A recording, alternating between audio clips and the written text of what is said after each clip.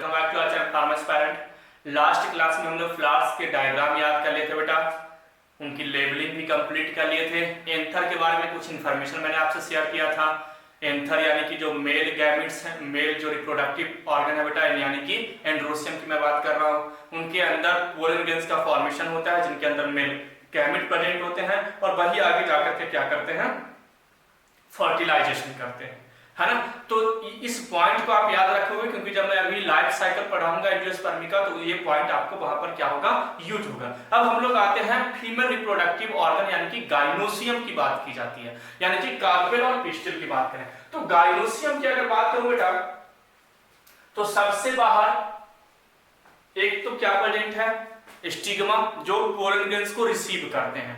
उससे ज्यादा उसके बारे में हमें याद रखने की जरूरत नहीं है। स्टिग्मा जो है वो क्या करता है, रिसीविंग पोर्शन है पोलन ग्रेन्स को, वो क्या करता है, रिसीव करता है पोलन ग्रेन्स का, वो लैंडिंग एरिया है। स्टाइल जो है वो क्या करता है, पोलन ग्रेन्स को क्या करता है, या तो स्टिग्मा को ओवरी से कनेक्ट करके रखता है और पोलन ग्रेन्स वहीं से क्या होंगे, अंदर मूव करेंगे, मेल गैमेट, है ना। अब जो अंदर की बात है वो क्या है बेटा, ovary, stigma, style and ovary. तो सबसे पहले हमें अब क्या देखना होगा, ओवरी देखना होगा। तो मैं यहां से आपको बता रहा हूं कि दिस वन इज ओवरी, है ना। थोड़ा सा लार्ज डायग्राम दे रहा है क्योंकि चीजें यहां पर बहुत ज्यादा समझने वाली है ना। डायग्रामेटिक रिप्रेजेंटेशन जो है बेटा, लेबलिंग इसकी बहुत इंपॉर्टेंट है अभी के लिए भी और 12th बोर्ड एग्जामिनेशन के लिए भी, है ना। यानी नीट और बोर्ड दोनों के लिए इंपॉर्टेंट है। जब आप 12th में जाओगे तो वहां पर भी आपको ये चीजें देखने को मिलेगी। तो हमने क्या कंसीडर किया भाई, ओवरी। ओवरी के अंदर हमने क्या आपको बताया था कि वहां पर क्या प्रेजेंट होते हैं, तो वहां पर प्रेजेंट होते हैं ओव्यूल। इट मींस ये जो ओवरी है बेटा, इस ओवरी के अंदर क्या प्रेजेंट है भाई, तो इस ओवरी से कनेक्टिंग एक पोर्शन है जिसको हम क्या बोलते हैं, ओव्यूल। तो दिस वन इज ओव्यूल, है ना। तो ये हमारा क्या हो गया भाई, ओव्यूल है जो ओवरी से कनेक्टेड है, यानी कि ओवरी के अंदर है। अब यहां पर देखो ये एक कनेक्टिंग पोर्शन है ओव्यूल के अंदर इस टाइप से, इस टाइप से, है ना।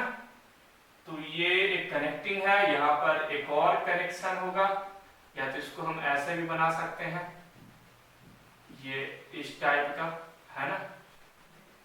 यहां पर एक और कनेक्शन ऐसे प्रेजेंट होगा बेटा, ऐसे ही यहां पर भी होगा, इसको भी आप ऐसे ले लो, है ना, यहां से ऐसे।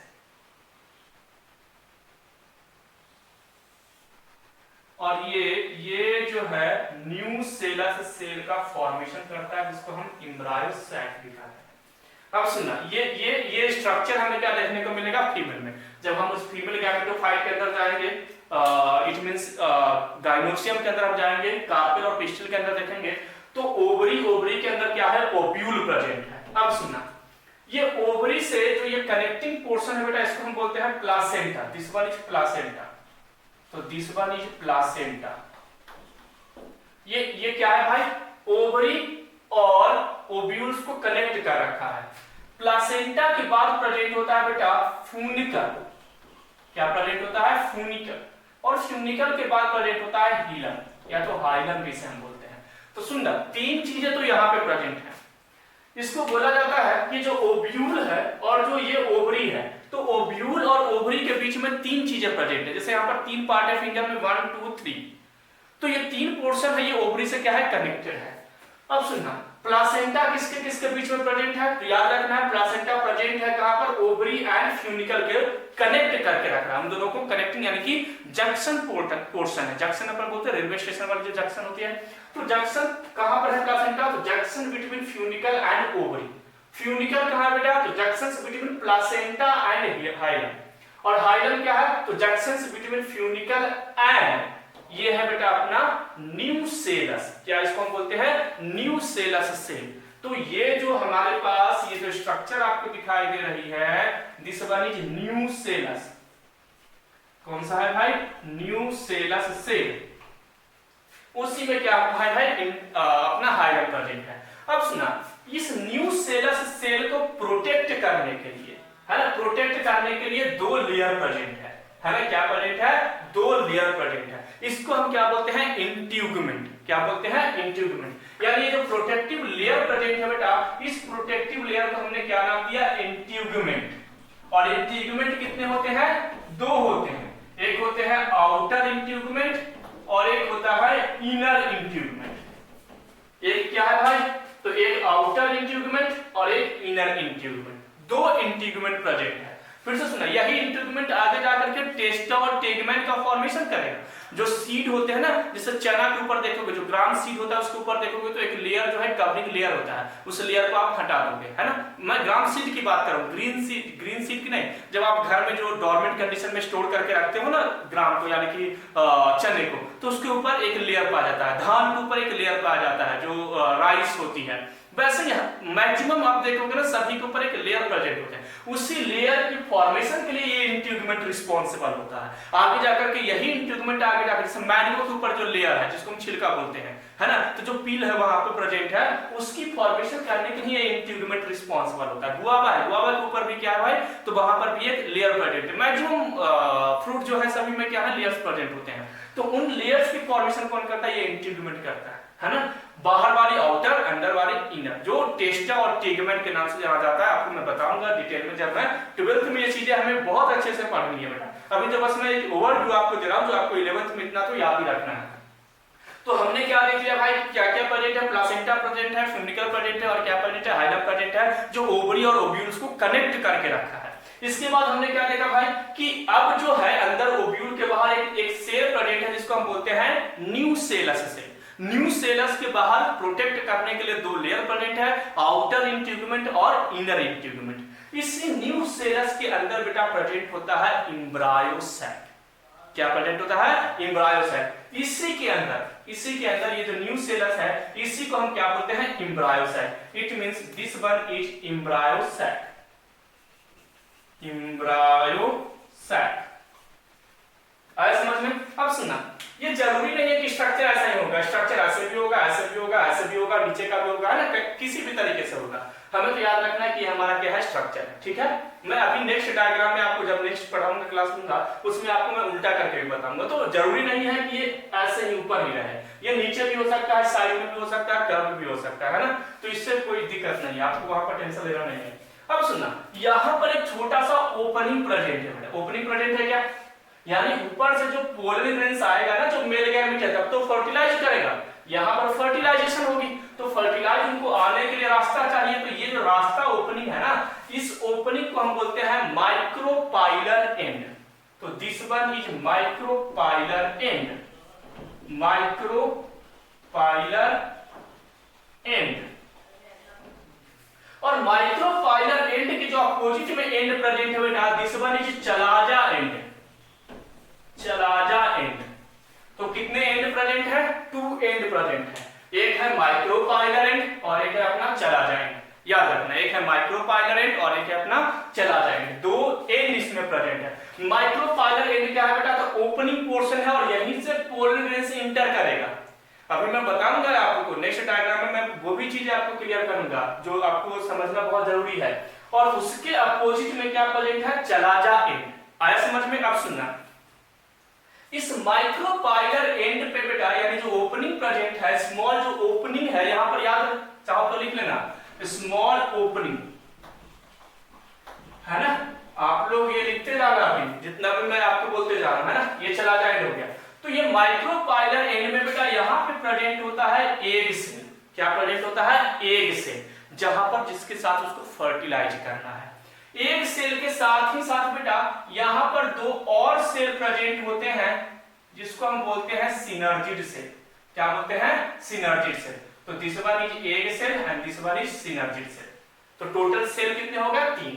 ये लार्ज साइज में क्या है? Egg cell. ये 2 सिनर्जिड है। सिनर्जिड केवल नरिशमेंट के लिए होता है, इसका कोई यूज नहीं है। ये केवल इनको न्यूट्रिएंट देगा, न्यूट्रिएंट प्रोवाइड करेगा, है ना। इनको क्या करेगा? भोजन देगा। इसके अपोजिट में यानी जो चलाजा एंड है बेटा, इस चलाजा एंड पे 3 सेल प्रेजेंट होते हैं। चलाजा एंड पे भी 3 सेल प्रेजेंट है, जिस सेल का नाम है एंटीपोडल सेल, है ना। तो देखो यहां पर ये चलाजा एंड है, this one is chalaza and. आपको याद रखना कि ये जो एरिया है वो क्या है? चलाजा एंड का है। और यहां पर जो सेल प्रेजेंट है, इस सेल को हमने क्या नाम दिया भाई? Antipodal cell. तो this one is antipodal cell. और ये क्या हो गया बेटा, तो this one is egg cell, egg cell, and this one is synergid cell, synergid cell. ये दोनों सिनर्जिड सेल है ना। तो एग सेल कितना है, एक, सिनर्जिड सेल कितना है, 2, एंटीपोडल सेल कितना है बेटा, 3, है ना। और इस पूरे सेल को, ये पूरे स्ट्रक्चर को हम बोलते हैं सेंट्रल सेल। अगर मैं बात करूं इस न्यूक्लियस बॉडी को, तो इस न्यूक्लियस बॉडी को एक नाम से जाना जाता है, that is central cell, central cell. और सेंट्रल सेल क्या है, सबसे लार्जेस्ट, देखो एक सेल छोटा है, सिनर्जिड भी छोटा है, एंटीपोडल भी छोटा है, सबसे बड़ा, ये सबसे बड़ा जो सेल है वो क्या है, सेंट्रल सेल है, लार्जेस्ट सेल इसको बोला जाता है ना। फीमेल गैमेट का लार्जेस्ट सेल है, कौन सा सेल है भाई, सेंट्रल सेल। और वो भी कितने हैं, एक ही है, सेंट्रल सेल भी कितना है, 1। तो टोटल सेल कितने प्रेजेंट है, 3, 4, 6 and 7। 7 cell present, and there are 7 cell present in embryo sac or in ovule. Ovules और embryo sac में टोटल 7 सेल प्रेजेंट होते हैं बेटा। कितने सेल प्रेजेंट होते हैं, 7 सेल प्रेजेंट होते हैं। न्यूक्लियस कितना प्रेजेंट है, तो 1, 2, 3, 4, 5, 6 सेल के अंदर न्यूक्लियस। यूकैरियोटिक ऑर्गेनिज्म है ना, तो यूकैरियोटिक ऑर्गेनिज्म में क्या प्रेजेंट होता है, न्यूक्लियस प्रेजेंट होता है। आपने 9th क्लास में पढ़ा होगा या तो 11th में भी आपको टीचर पढ़ाया होगा जूलॉजी वाले। तो ये क्या है भाई, न्यूक्लियस है। अब सुना, सेंट्रल सेल का न्यूक्लियस ये है। तो टोटल न्यूक्लियस 1, 2, 3, 4, 5, 6 एंड 7। अब सुनना, सेंट्रल सेल में ये न्यूक्लियस एक और न्यूक्लियस के साथ जुड़ा रहता है ना। सेंट्रल सेल में ये न्यूक्लियस एक और न्यूक्लियस के साथ जुड़ा हुआ है, यानी कि 2 न्यूक्लियस है जो एक दूसरे के साथ फ्यूज्ड है। यानी सेंट्रल सेल के पास ये क्या है भाई, तो ये पोलर न्यूक्लियाई है। क्या प्रेजेंट है, पोलर न्यूक्लियाई। तो अब बताओ टोटल सेल कितने प्रेजेंट हैं, टोटल सेल, मैं किसकी बात कर रहा हूं, एम्ब्रायो साइट का। किसका बात कर रहे हैं बेटा, एम्ब्रायो साइट या तो ओव्यूल की बात मैं कर रहा हूं। टोटल सेल कितने प्रेजेंट हैं, 7। और टोटल न्यूक्लियस की अगर बात की जाए तो टोटल न्यूक्लियस कितने प्रेजेंट है बेटा, 8।